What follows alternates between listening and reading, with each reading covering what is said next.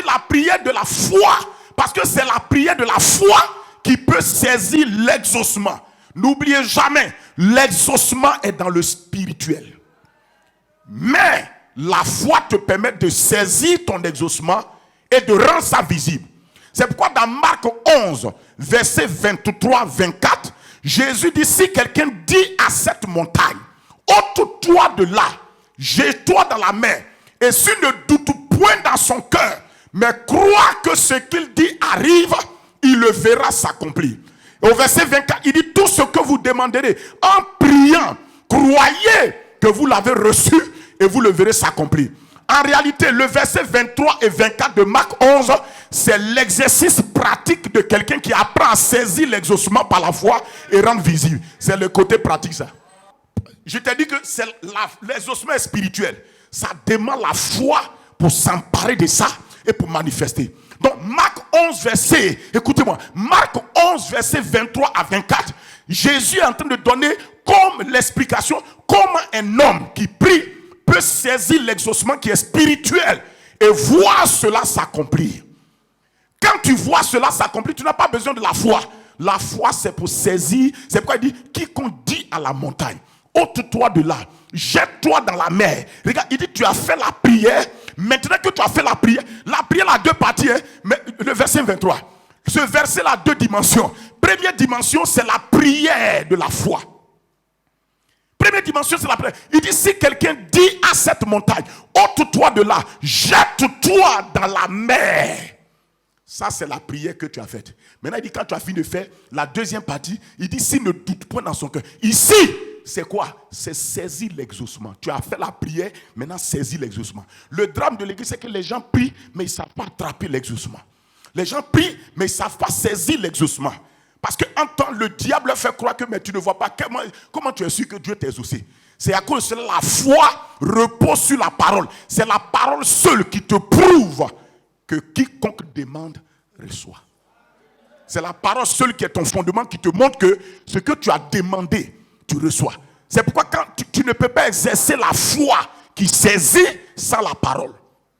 Il faut que tu aies une parole de Dieu qui t'autorise, maman, qui t'autorise à saisir ton exaucement. Je répète, il faut qu'il y ait une parole de Dieu qui te donne l'autorisation de saisir.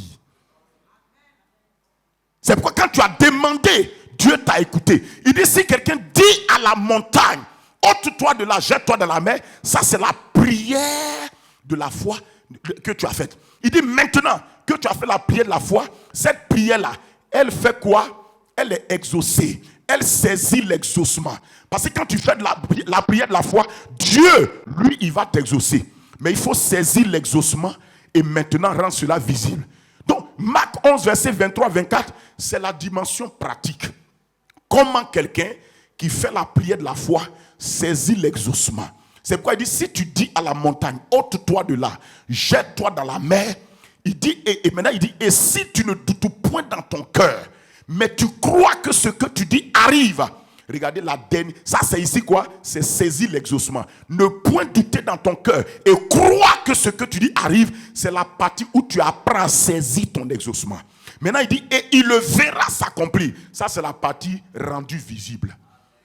Je te dis, quand tu pries, ne t'occupe pas du verra s'accomplir. Occupe-toi de ne point douter dans ton cœur, mais crois que ce que tu dis arrive. Les gens s'occupent de voir s'accomplir. Ne t'occupe pas de ça. Je vais te dire que si tu travailles la cause, tu auras la conséquence. Mais beaucoup de vous vous occupez de la conséquence qui est le verra s'accomplir. Mais il y a quelque chose qui provoque le verra s'accomplir. Jésus t'a dit, pour que tu vois s'accomplir, il y a quelque chose qui provoque. Cette chose-là, c'est quoi? C'est la foi qui saisit les ossements.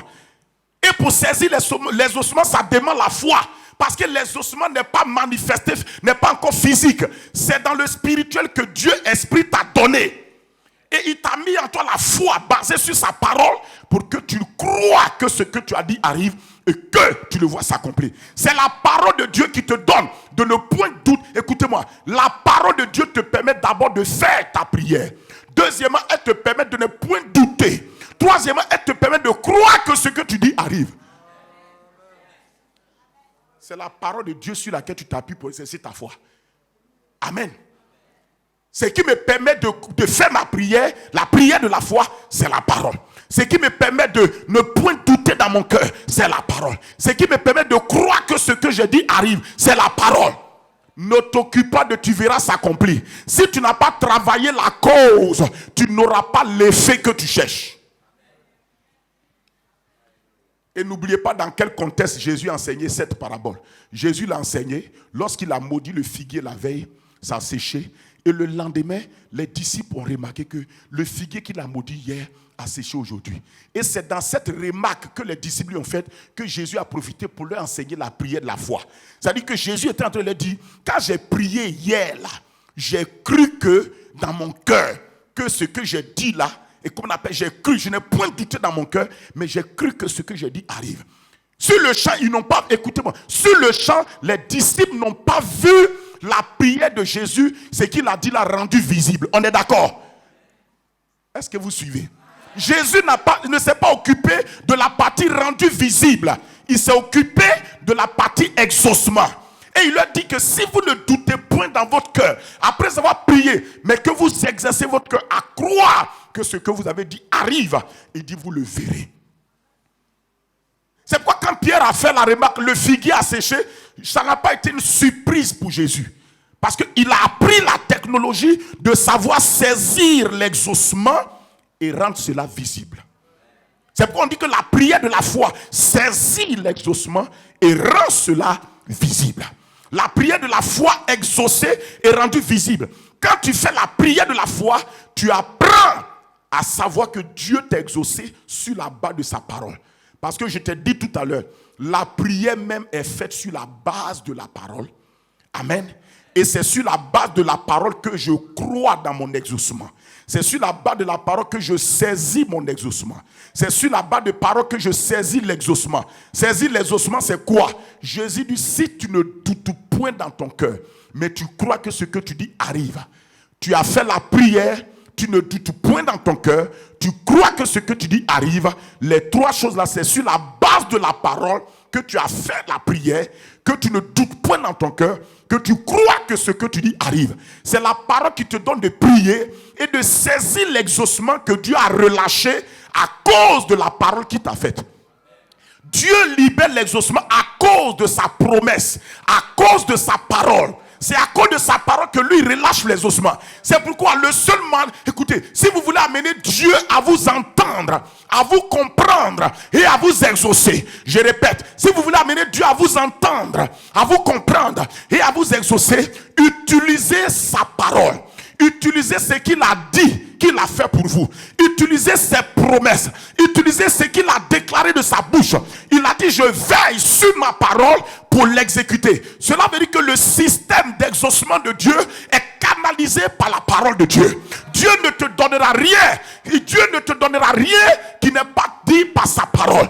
Dieu dit, je veille sur ma parole pour faire quoi? Pour l'exécuter. Cela veut dire que les rails sur lesquels voyage la locomotive de l'exaucement de nos prières, c'est la parole de Dieu. Là où Dieu a parlé, tu peux l'amener à respecter ce qu'il a dit. Là où Dieu a parlé, tu peux le confronter avec ce qu'il a dit. Là où Dieu a parlé, tu peux montrer au tribunal du trône de la grâce et plaider ton droit. Là où Dieu a parlé, tu peux aller, même si tu te sens fait, mais tu dis, Seigneur, tu as dit, il est écrit. Écoutez, Dieu est souverain. Cela veut dire que Dieu, souverain veut dire, il peut faire ce qu'il veut. Il peut t'exaucer, il peut ne pas t'exaucer. Mais dès l'instant où Dieu parle, il a bloqué sa souveraineté et tu peux prendre sa parole pour dire, même si tu es souverain, mais tu es obligé de faire comme ça parce que tu as dit. Beaucoup de gens ne savent pas pourquoi Dieu, écoutez-moi, Dieu nous a donné sa parole afin de ne pas lui-même faire comme il veut, quand il veut.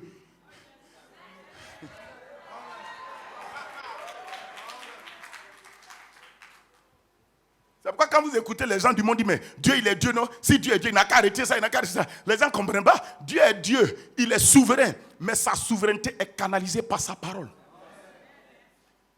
Dieu a dit que celui qui croit en Jésus est sauvé. Même si les gens meurent, ils souffrent, Dieu ne les sauvera pas par pitié, il les sauvera par sa parole.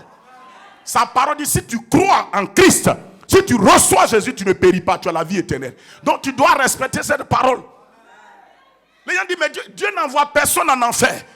Les gens décident de refuser la voie du salut que Dieu a établie. Vous comprenez maintenant Dieu? La souveraineté de Dieu n'est pas une autoroute à faire n'importe quoi. Dieu est souverain, mais ça ne veut pas dire qu'il fait n'importe quoi. La parole de Dieu canalise la souveraineté de Dieu.